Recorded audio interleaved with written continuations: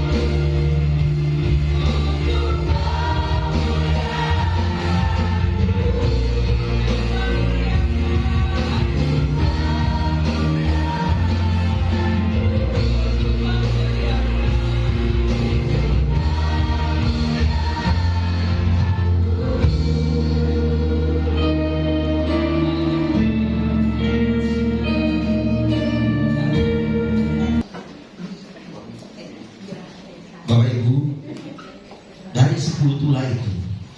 Tulah yang ke-10 itu merupakan puncak di mana Firaun tidak dapat lagi menahan umat Tuhan untuk keluar, untuk dibebaskan dari perbudakan di Mesir. Dan menariknya Bapak Ibu, di tulah yang ke-10 ada sebuah peristiwa, ada sebuah tanda penting yang akan kita renungkan bersama pagi hari ini, yaitu tentang tanda darah anak domba yang dibubuhkan, dioleskan di bagian mana? Tiang ambang pintu sebelah kiri, sebelah kanan, dan atas. Oke ya, tanda darah anak domba.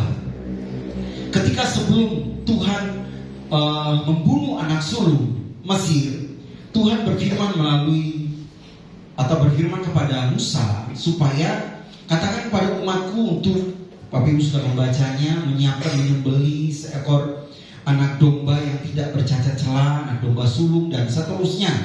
Dan menarik dikatakan bahwa darah sebagian dari anak domba itu diambil, diolesi di ambang pintu kiri kanan rumah itu dan di bagian atas. Pertanyaannya, mengapa umat Tuhan harus mengolesi atau memberikan tanda darah pada ambang pintu rumah mereka? Bukankah tulah pertama sampai tulah yang ke-9 itu selalu orang Israel itu dibebaskan, tidak mengalami tulah tersebut, misalnya katak, misalnya kemudian bara, itu tidak menimpa umat Tuhan. Hanya orang Mesir, di semua wilayah kerajaan Mesir waktu itu semuanya kena kecuali orang Israel. Artinya Tuhan tahu mana orang Mesir dan mana orang Israel. Tuhan bisa bedakan sehingga tidak sembarang tulah itu menghinggapi semua orang, hanya orang-orang Mesir.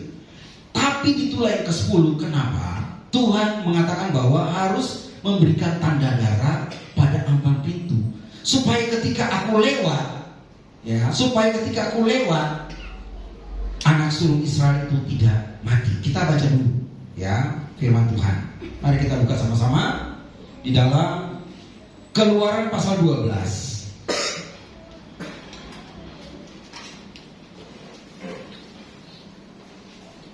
Kita baca bergantian ya. Saya baca ayat 1, Bapak Ibu baca ayat 2, kita bergantian sampai ke ayat yang ke-13. Demikian firman Tuhan. Berfirmanlah Tuhan kepada Musa dan Harun di tanah Mesir.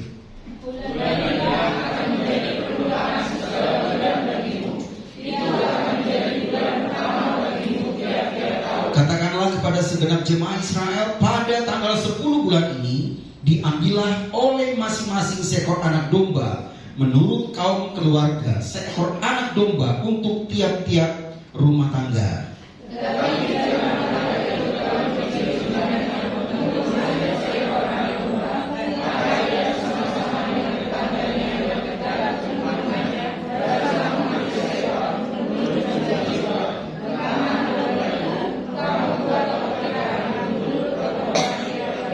Anak dombamu itu harus jantan, tidak bercela, berumur setahun. Kamu boleh ambil domba atau kambing.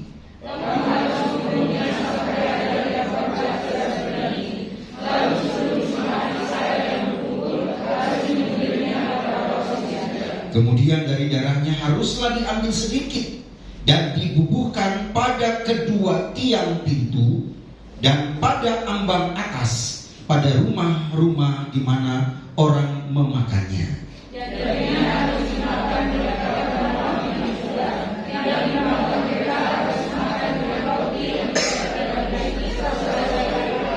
Janganlah kamu memakannya mentah atau direbus dalam air, hanya dipanggang di api, lengkap dengan kepalanya dan betisnya dan isi perutnya.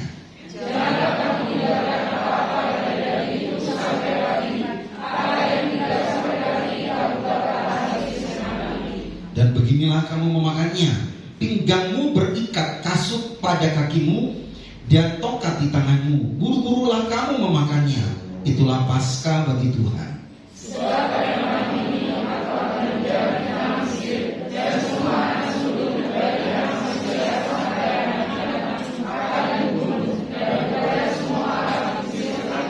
Sama-sama. Darah itu menjadi tanda bagimu pada rumah-rumah di mana kamu tinggal. Apabila aku melihat darah itu, maka aku akan lewat daripada kamu. Jadi tidak akan ada pula kemusnahan di tengah-tengah kamu apabila aku menghukum tanah Mesir. Ketika aku lewat, apabila aku melihat tanda darah itu, ya, maka tidak ada kemusnahan pada rumah itu. Pertanyaannya, apakah Tuhan itu tidak tahu bahwa itu rumahnya orang Israel? Bukankah Dia Allah yang Maha Tahu? Kenapa Dia harus bilang ketika aku lewat aku lihat tanda? Tuhan itu Maha Tahu. Ya, Tuhan Maha Tahu, Dia tahu di mana rumah-rumah orang Israel. Tapi di sini ada beberapa makna penting berkaitan dengan tanda darah. Yang pertama adalah bukti iman dan ketaatan kepada Tuhan Allah mereka.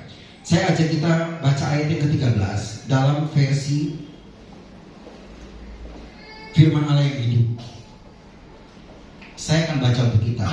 Darah yang kamu taruh pada ambang pintu akan menjadi bukti bahwa kamu menaati aku.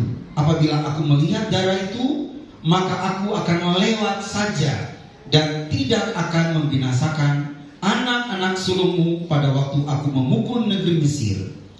Bapak Ibu, pertanyaannya, jika orang Israel tidak membubuhkan darah di ambang pintu mereka, kira-kira anak sulungnya mati nggak?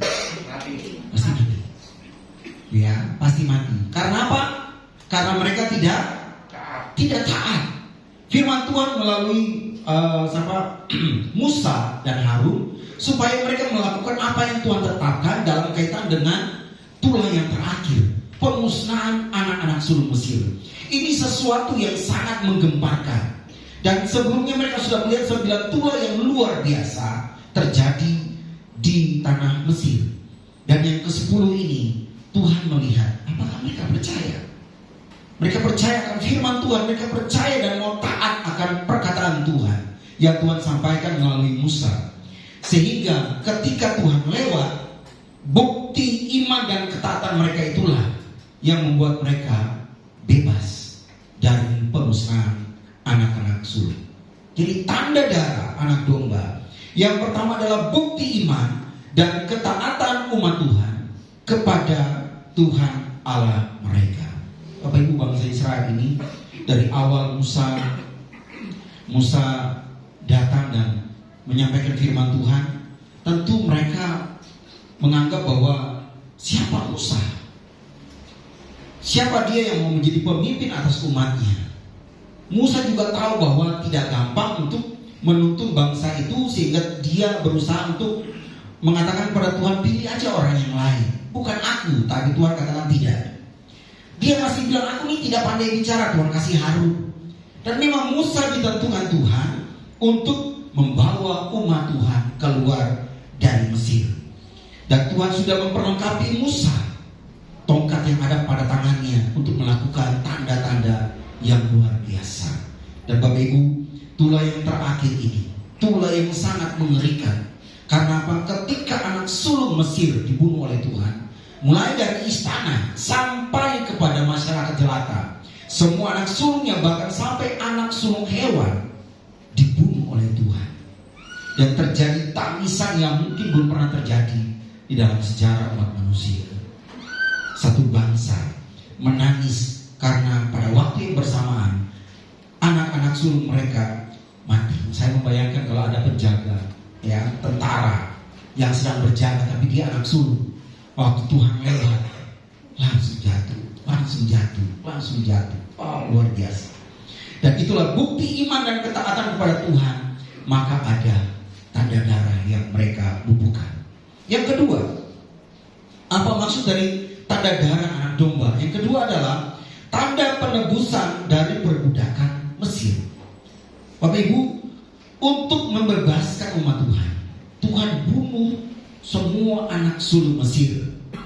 Seharusnya semua anak sulung dari Mesir, bahkan Israel yang ada pada saat itu pun, tidak ada yang bebas dari tulah tersebut. Karena untuk Israel pun Tuhan memberikan sebuah persyaratan.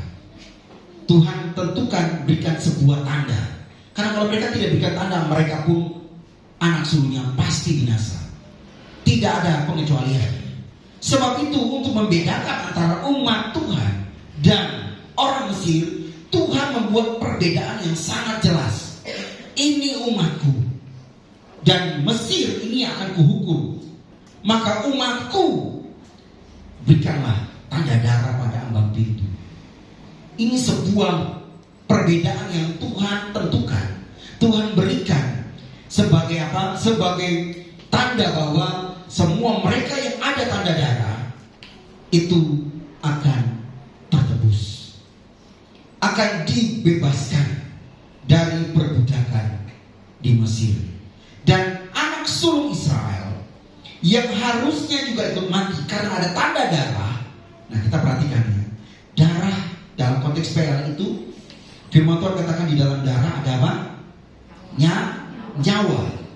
Dan mulai dari sinilah ketetapan tentang darah ini menjadi penting di dalam setiap kurban keselamatan, kurban penebusan salah, harus ada darah. Artinya apa? Anak sulung Israel itu digantikan oleh darah anak domba yang disembelih, sehingga nyawa mereka itu dibebaskan dari tulah yang ke-10, pemusnahan anak sulung di Mesir. Itu sudah tergantikan oleh darah anak domba yang diolesi di ambang pintu rumah mereka. Sehingga waktu Tuhan berkata, ketika aku lewat, aku melihat tanda darah itu, aku lewat. Makanya pasca itu dalam konteks PL artinya Allah atau malaikat maut, ya, Allah melewati. Allah melewati, maut melewati rumah-rumah orang Israel. Dan nanti kita lihat tipologinya di dalam dan melalui Kristus anak domba Allah yang hidup. Jadi yang kedua, tanda darah itu merupakan tanda penebusan dari perbudakan di Mesir. Yang ketiga, tanda darah anak domba adalah bukti kasih Allah bagi umatnya. Bapak Ibu, bangsa Israel ini bangsa yang tegar teguh, yang keras kepala. Walaupun mereka sudah lihat tanda-tanda mujizat yang luar biasa. Bapak Ibu sudah baca mulai dari perjalanan di Mara, kemudian terus mereka penuh dengan persungutan di hadapan Tuhan. Tuhan sudah jawab, sudah dengar sungut-sungut mereka sudah ditolong Tuhan, masih bersungut lagi. Bersungut terus, ya. Mereka masih terus bersungut di hadapan Tuhan. Tapi Tuhan, firman Tuhan katakan bahwa Tuhan mendengar sungut-sungut mereka karena sudah kelewatan. Bapak Ibu bayangkan ketika Tuhan menuntut mereka, ya, itu bukan 1-2 tanda, tapi tanda-tanda yang heran, tanda-tanda yang spektakuler, tanda-tanda yang di luar nalar Tuhan kerjakan di depan mata mereka. Mulai dari 10 tulah itu sudah membuat kegemparan di seluruh tanah Mesir. Bahkan berita itu sudah tersebar keluar dari Mesir. Apalagi berpuncak pada laut Kulsum itu dibelah menjadi 2. Ada akuarium, tembok akuarium. Gak perlu pergi ke Jatim Park lagi, ya. Kiri seperti tembok, kanan seperti tembok. Mereka mungkin bisa melihat ikan lewat di situ, luar biasa. Mereka berjalan di tanah yang kering, dan itu membuat kegemparan yang luar biasa. Makanya waktu khotbah tentang Rahab, ya, kegemparan terjadi di segala bangsa karena mereka mendengar Tuhan Allahnya orang Israel itu menuntut mereka sedemikian hebatnya. Bahkan laut tersebut dibelah menjadi 2. Luar biasa Bapak Ibu. Dan yang ketiga ini, bukti kasih Allah bagi umatnya. Bangsa ini walaupun tegar teguh, Allah tetap mengasihi mereka. Kenapa? Mengapa Allah tetap mengasihi mereka? Walaupun mereka keras kepala, walaupun mereka tegar teguh, walaupun mereka penuh dengan persungutan, mengapa Allah tetap mengasihi mereka? Umat pilihan. Karena mereka umat pilihan, betul. Tetapi yang lebih tepat adalah karena Allah terikat pada covenant-Nya, perjanjiannya dengan Abraham. Dengan nenek moyang bangsa Israel, Abraham, Ishak, dan Yakub. Allah sudah berjanji bahwa Allah akan memberkati mereka. Bangsa yang mengutuk mereka dikutuk oleh Allah. Bangsa yang memberkati mereka diberkati oleh Allah. Dan bukti kasih Allah bagi umatnya itu luar biasa. Dan korbannya untuk menyatakan kasih Allah kepada umatnya. Bayangkan Bapak Ibu, ia tidak menyayangkan seluruh anak sulung satu bangsa. Bangsa Mesir dibunuh demi umatnya keluar untuk beribadah kepada Allah. Bapak Ibu, untuk beribadah kepada Tuhan itu harganya mahal. Berapa penduduk Mesir waktu itu? Sangat banyak. Anak sulung mereka dibunuh oleh Tuhan demi sebuah bangsa keluar beribadah kepada Tuhan. Bahkan terlebih lagi Bapak Ibu, nanti kita akan lihat tipologinya, ya. Tanda darah anak domba dalam kisah ini merupakan sebuah gambaran, sebuah tipos mengenai anak domba Allah yang menebus kita, bukan lagi dari perbudakan satu bangsa, tapi dari perbudakan dosa, membebaskan kita dari perbudakan dosa serta kematian yang kekal. Kalau dalam PL ada darah anak domba yang diolesi di ambang pintu sebagai tanda identitas bahwa mereka adalah umat Allah, maka Kristus yang mati di atas kayu salib, dialah anak domba Allah yang tidak bercacat celah, dan darahnya yang tercurah di atas kayu salib itu menjadi tanda sehingga Bapa di sorga itu mau didamaikan, ya, mau berdamai dengan kita. Kita didamaikan dengan Sang Bapa dan kita dibebaskan, ditebus dari kutuk dosa, sehingga kita tidak mengalami kematian kekal, tapi mengalami kehidupan yang kekal bersama dengan Kristus. Dan kurban Kristus ini memenuhi tuntutan hukum Taurat, yaitu kurban yang tidak bercacat celah. Bapak Ibu, pernah ke Bapak Ibu melihat nonton ya di YouTube, di TikTok, perdebatan teologis, khususnya mereka mengatakan bahwa Yesus itu hanyalah manusia biasa, maka dia nggak boleh disembah. Walaupun dia punya kuasa yang dia terima dari Tuhan begitu luar biasanya, tapi dia hanya manusia dan dia diciptakan. Bahkan ada sebuah kalimat yang berkata bahwa dia itu manusia yang sempurna, ya, dia manusia yang sempurna, tapi hanya manusia yang sempurna, tidak lebih dari itu. Tidak boleh kita sembah. Tapi Bapak Ibu, mereka tidak mengerti, tidak memahami mengapa sang pribadi kedua itu menjadi manusia, mengapa dia harus masuk dalam daging. Mereka tidak paham. Karena apa? Karena darah binatang itu tidak menghapus dosa. Kalau Bapak Ibu baca di Ibrani nanti, itu tidak menghapus dosa. Maka semua kurban keselamatan, kurban penebusan dalam PL itu hanyalah gambaran, hanyalah sebuah tipos kepada korban yang sempurna, yang satu korban cukup untuk seluruh umat manusia, yaitu kurban manusia yang tidak bercacat celah, yaitu Yesus Kristus. Oleh karena itu Allah harus menjadi manusia. Pribadi kedua firman itu harus menjadi manusia. Supaya apa? Supaya ada manusia yang tidak bercacat celah, itu menjadi kurban yang sempurna sesuai dengan tuntutan hukum Taurat. Karena apa? Binatang tidak bisa menghapus dosa manusia, walaupun darahnya itu dikurbankan, tapi tidak menjadi kurban pengganti. Itu hanya gambaran. Tapi kurban manusia yang sempurna, yang setara dengan manusia yang lain, darahnya itu satu kali dicurahkan, cukup untuk seluruh umat manusia. Mulai dari saat itu 2000 tahun yang lalu sampai nanti masa yang akan datang, siapapun yang percaya kepada anak domba Allah itu, dia mengalami penebusan dengan darah anak domba. Jadi darah anak domba yang tercurah di atas kayu salib itu efektif dari dulu, sekarang, dan sampai selama-lamanya. Yang kedua, Kristus mati di salib, darahnya dicurahkan untuk penebusan kita dari perbudakan dosa kematian kekal. Jadi kita ditebus, Paulus berkata kita ditebus dengan darah yang sangat mahal. Darah anak domba, darah yang tidak bercacat celah. Ada yang berkata begini loh, Yesus kan manusia biasa, pasti dia punya kelemahan, dia pasti punya kekurangan, dia pasti buat kesalahan. Tidak.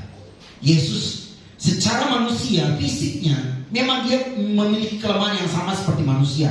Dia lapar, dia haus, dia bisa menangis, dia mengalami kesedihan, dia mengalami kesakitan, dia mengalami tekanan batin yang luar biasa menghadapi jalan salib. Tapi dia tidak berdosa. Mengapa? Karena dia benih ilahi yang diberikan, yang ditaruh di rahim Maria. Tidak ada tabiat dosa dari Maria yang turun pada Yesus, karena darahnya tidak bercampur. Benih ilahi ini tidak bercacat celah. Dan Bapak Ibu, dia walaupun dalam keadaan sebagai manusia, tapi dia sudah membuktikan bahwa dia adalah Allah sejati.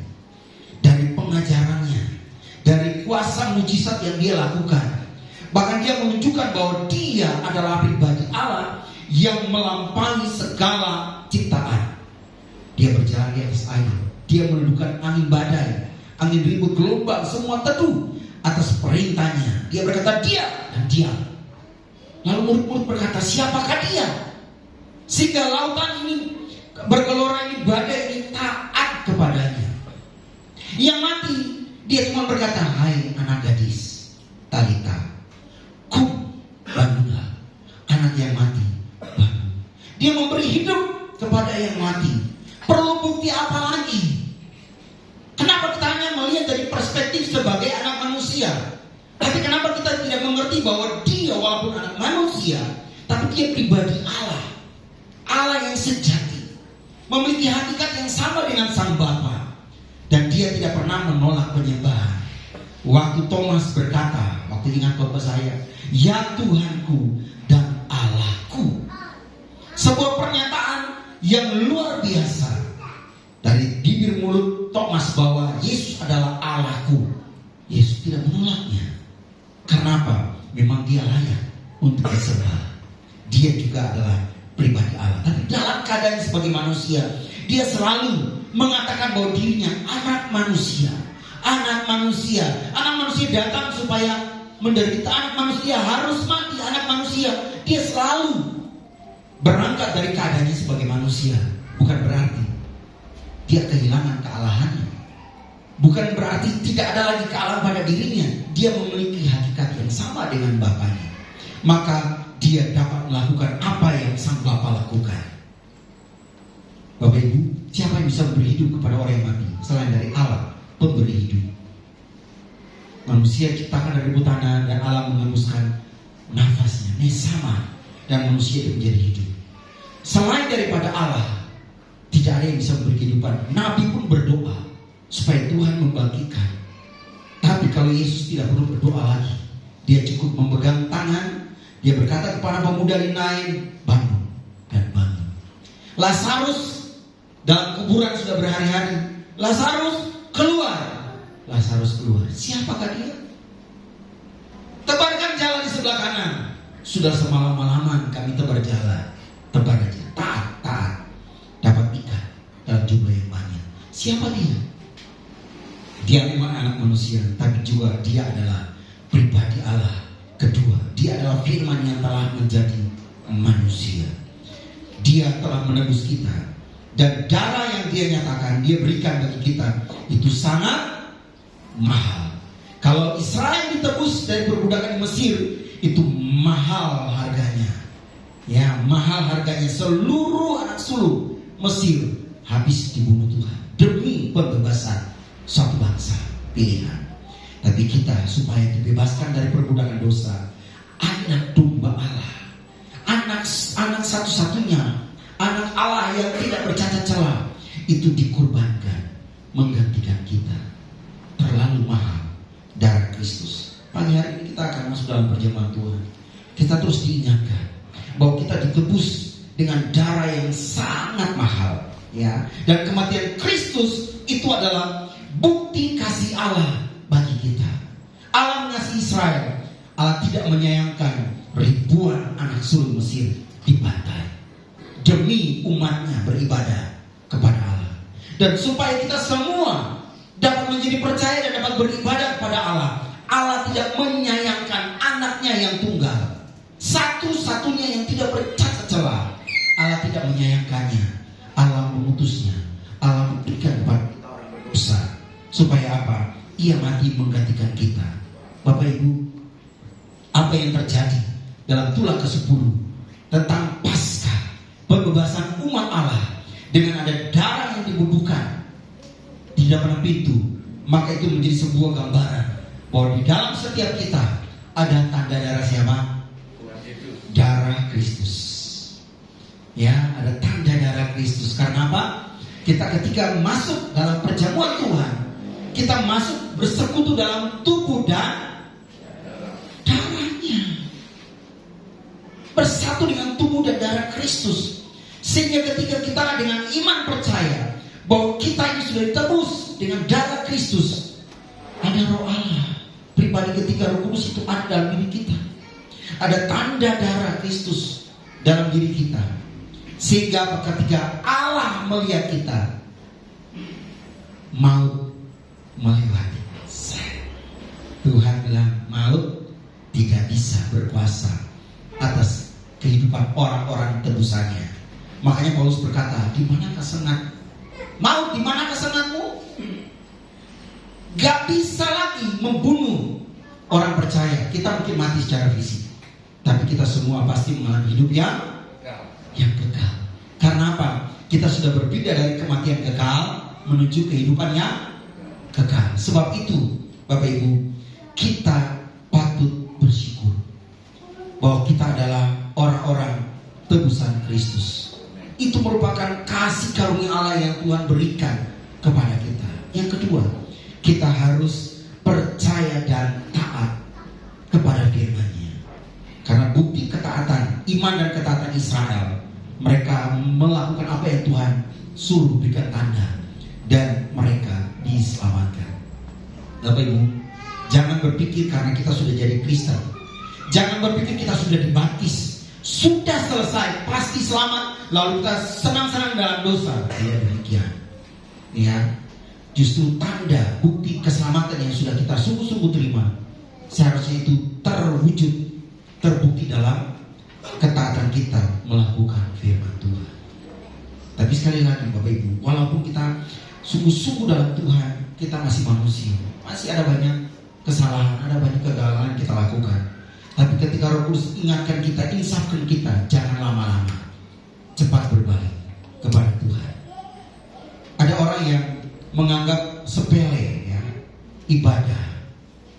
Oh, gak apa-apa lah, minggu depan aja, nanti aja kapan-kapan. Bapak Ibu, saya mau beritahu bahwa supaya umat Allah ini beribadah kepada Allah, supaya mereka bisa datang beribadah kepada Allah, itu harga tebusannya sangat mahal. Ya, anak sulung Mesir itu semua dibunuh supaya Israel ini dibebaskan. Dan supaya kita bisa beribadah kepada Allah, anak tunggal Allah telah Ia korbankan bagi kita. Masakan kita tidak sungguh-sungguh taat, tidak sungguh-sungguh percaya dan mentaati firman Tuhan. Jadi Bapak Ibu, kita sekarang ini dalam program baca firman Tuhan. Bapak Ibu baca, renungkan, ya, tanyakan apa yang Tuhan mau dari firman yang kita baca ini untuk saya lakukan. Apakah firman Tuhan yang pagi ini bicara ada yang dilakukan, kesalahan yang dilakukan oleh umatnya, yang juga dilakukan oleh saya? Kalau ada, kita minta pengampunan. Kalau ada tugas-tugas dari firman ayat yang kita baca, apa yang Tuhan perintahkan kepada umat Tuhan, berarti itu juga Tuhan perintahkan bagi kita supaya kita lakukan. Tuhan mau supaya bukan hanya kita baca, bukan hanya sekedar untuk memenuhi tanggung jawab laporan. Bapak Ibu, kalau Bapak Ibu baca Alkitab cuma hanya sekedar untuk melapor, itu menjadi sebuah beban yang berat. Bapak Ibu lama-lama akan bersungut dan bosan, jenuh. Tapi kalau Bapak Ibu sungguh-sungguh membaca untuk memahami firman Tuhan, dan Bapak Ibu sungguh-sungguh menemukan apa pesan Tuhan buat Bapak Ibu, maka itu akan menjadi kekuatan buat Bapak Ibu. Di setiap hari kita memulai hidup yang baru, kita ada firman yang menuntun kita. Mungkin kita tidak mengerti, mungkin kita tidak perlu, kita belum belajar teologi, tapi Roh Kudus yang ada dalam kita akan memberi hikmat, pengertian, sehingga dengan sederhana kita memahami firman dan kita lakukan. Dan Bapak Ibu lihat mujizat Tuhan akan terjadi dalam kehidupan kita. Dan yang terakhir, implikasinya kita harus semakin setia mencari Tuhan, semakin setia juga melayani Tuhan. Bapak Ibu, ada kesempatan untuk melayani Tuhan. Bapak Ibu, itu adalah kesempatan yang Tuhan berikan. Itu adalah kemurahan Tuhan. Kalau kita bisa melayani Tuhan sungguh-sungguh, setia mengiring Tuhan, setia sungguh-sungguh, taat kepada firman-Nya, dan terus setia beribadah kepada Tuhan, cari Tuhan. Karena apa? Karena selama kita dekat dengan Tuhan, Bapak Ibu, tanpa kita sadari, Tuhan itu akan menuntun langkah-langkah kehidupan kita. Untuk apa? Menuju pada berkat yang Tuhan sediakan. Supaya dengan demikian kita menjadi umat kepunyaan-Nya, dan kita memuliakan Tuhan dalam seluruh kehidupan kita. Tuhan Yesus memberkati kita semua.